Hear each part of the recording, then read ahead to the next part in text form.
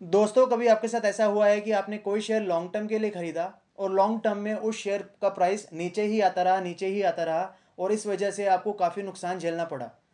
पिछले कुछ समय में हमने कई कंपनीज ऐसी देखी हैं, जैसे कि yes bank, DHFL, Suzlon, Unitech, Reliance communication, जिन्होंने इन्वेस्टर्स की वेल्थ को इरोड करा है। And this is even after holding those investments for long term. अब इस बात पे लोगों का यही कहना होता है कि लॉन्ग टर्म का मतलब ही क्या रह गया।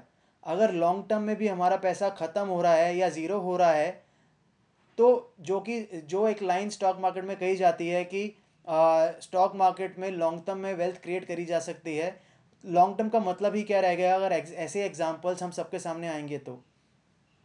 आज इस वीडियो में हम एक ऐसी स्ट्रैटेजी के बारे में बात करेंगे जिसे यूज़ करके आप रातों रात अपने पैसे को डबल तो नहीं कर सकते, या आप रातों रात अमीर तो नहीं बन सकते, पर आप रातों रात बैंक करप्ट भी नहीं होंगे। इस स्ट्रैटेजी के थ्रू आपको रिटर्न ज़रूर कम मिलेगी, पर रिस्क भी ना के बराबर हो जाएगा। नमस्कार दोस्तों, मैं मनप्रीत कोहली लोगों को स्टॉक मार्केट पे, वेल्थ मैनेजमेंट पे, पैसे को कैसे इन्वेस्ट करते हैं, ग्रो करते हैं और मैनेज करते हैं, इन सब चीज़ों पे ट्रेन करता हूँ। आइए शुरू करते हैं इस वीडियो को। येस बैंक, जिसका शेयर प्राइस कुछ समय पहले 500 रुपये पे ट्रेड करता था, अभी कुछ महीनों पहले उसने सिंगल डिजिट का लो दिखाया। आरकॉम, रिलायंस कम्युनिकेशन, जो कि 2007-8 की बुल मार्केट में मार्केट का डार्लिंग स्टॉक होता था एंड उसका शेयर प्राइस 800 के ऊपर था, आज वो स्टॉक पेनी स्टॉक बन चुका है जिसका प्राइस 1 रुपये से भी कम है। तो हम ऐसा क्या करें कि हम स्टॉक मार्केट का हिस्सा भी बन पाएँ और ऐसी कंपनीज जिनमें कोई कॉरपोरेट गवर्नेंस इशू होता है, या कंपनीज का डेट इतना बढ़ जाता है कि वो अपने डेट्स को ही सर्विस नहीं कर पाते, या उसके प्रमोटर्स कुछ ऐसा कर जाते हैं कि कंपनीज के स्टॉक प्राइस औंधे मुँह गिरते हैं, जैसे कि ये सब एग्जांपल्स हैं हमारे सामने। इस चीज़ का सॉल्यूशन है निफ्टी। क्यों ना हम निफ्टी में ही इन्वेस्ट करें। अगर हमें पता ही नहीं है कि कौन सा स्टॉक में ऐसा इशू आ सकता है, क्या कौन से स्टॉक के प्रमोटर ने ऐसी गड़बड़ी कर रखी है, तो क्यों ना हम निफ्टी में ही इन्वेस्ट करें। अब निफ्टी में इन्वेस्ट करने के फ़ायदे क्या हैं?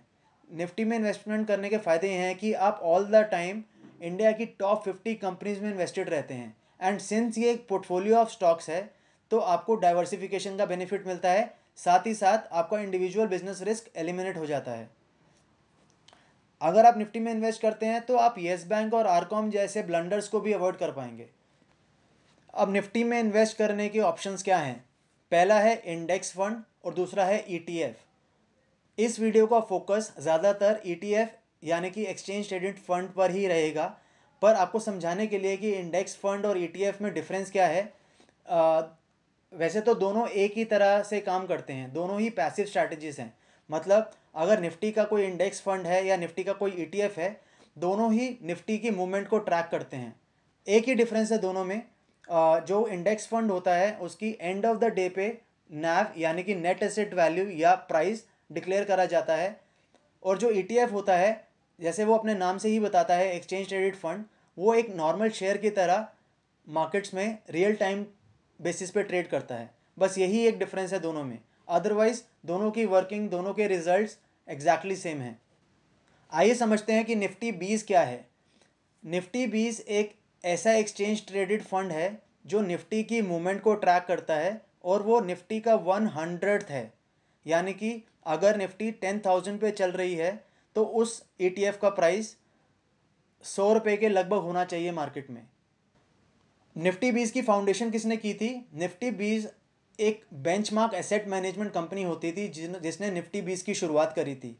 फिर बेंचमार्क एसेट मैनेजमेंट ने इस बिज़नेस को गोल्डमैन सैक्स को बेच दिया, जिसने आगे रिलायंस को बेच दिया, और अब ये निपॉन एसेट मैनेजमेंट कंपनी के द्वारा मैनेज करा जाता है।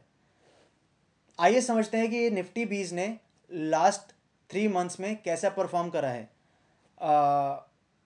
मैं आपको ये बताना चाहूँगा कि लास्ट 3 मंथ्स में जब मार्केट ने 7500 का लो बनाया था, यानी कि निफ्टी जब 500 पे आई थी, तो एक ETF का प्राइस 81 तक आया था मार्केट में। तो उस 81 से आज मार्केट में इसका प्राइस 109 के लगभग पहुंच चुका है। That means 30% plus returns in 3 months only. अब ये चीज़ दिखाकर मैं आपको ये कभी नहीं कहना चाहता कि ऐसी मूवमेंट या ऐसे मौके बार बार मिलेंगे, ऐसा मेरा उद्देश्य बिल्कुल भी नहीं है। बिकॉज एक कोरोना वायरस जैसे या ऐसी वॉलेटिलिटी मार्केट में कई सालों बाद एक बार होती है। बट ये मूवमेंट या ये रिटर्न्स दिखाने का पर्सपेक्टिव मेरा यही है कि अगर आपको समझ नहीं आता कि कौन सा शेयर खरीदना चाहिए, मार्केट बढ़ेगी तो बजाज फाइनेंस बढ़ेगा या हिंदुस्तान यूनिलीवर बढ़ेगा, अब हमें नहीं समझ आता कि कौन सा स्टॉक बढ़ेगा, कौन सा मुझे लेना चाहिए और कौन सा नहीं लेना चाहिए, तो मैं एक ऐसे इंडेक्स को ले सकता हूँ, ऐसे ETF को ले सकता हूँ जिसने अगर मार्केट बढ़ेगी, चाहे उसमें पार्टिसिपेशन कोई भी 50 स्टॉक्स का हो, निफ्टी ने तो वो बढ़ना ही है। इसके अलावा समझते हैं कि निफ्टी 20 ने लास्ट 17 ईयर्स में कैसा परफॉर्म करा है। अगर आप स्क्रीन पर देखें, चार्ट को देखें, तो निफ्टी 20 जिसका एक ETF का प्राइस 10 रुपये होता था 2002 में, उसने दिसंबर 2019 में 130 का हाई टच करा। That means 13 times in last 17 years. So that's not at all a bad return. आप सबको ये लग रहा होगा कि इस निफ्टी 20 की यूटिलिटी क्या है, कि हम इसका इस्तेमाल कैसे कर सकते हैं।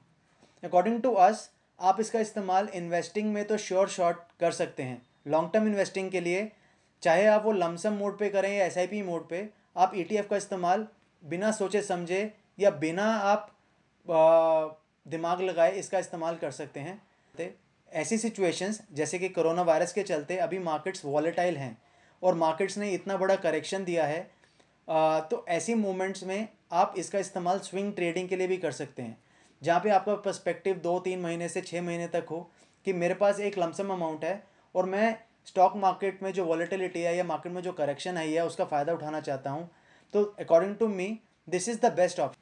And for intraday, we don't think that for intraday this instrument is suitable, because Nifty की मूवमेंट इतनी बड़ी 2-3-3, 4-4, 5-5% की मूवमेंट डेली नहीं होती, क्योंकि अभी सिचुएशंस अनसर्टन एंड वॉलेटाइल हैं, इसलिए निफ्टी इतना मूव कर पाता है। आई होप आप सब लोगों के कुछ क्वेश्चंस आंसर हो पाए हों कि मार्केट अगर करेक्ट हुई है तो मुझे क्या खरीदना चाहिए, कौन सा स्टॉक खरीदना चाहिए, क्या अगर मेरे पास टाइम नहीं है या मेरे को समझ नहीं है कि मुझे कौन से स्टॉक में इन्वेस्ट करना चाहिए। आई होप आप सबको उस चीज़ का कुछ आंसर मिला हो। अभी भी आप लोगों की कोई क्वेरीज है तो आप कमेंट सेक्शन में अपनी क्वेरी लिख सकते हैं। साथ ही में दिए हुए कॉन्टैक्ट्स पर आप हमें रीच कर सकते हैं। वीडियो पसंद आई हो तो इसे लाइक और शेयर ज़रूर करें, चैनल को सब्सक्राइब करें, साथ ही में बेल आइकन दबाना ना भूलें ताकि आप फ्यूचर की कोई भी वीडियो मिस ना करें। Thank you, take care, bye bye.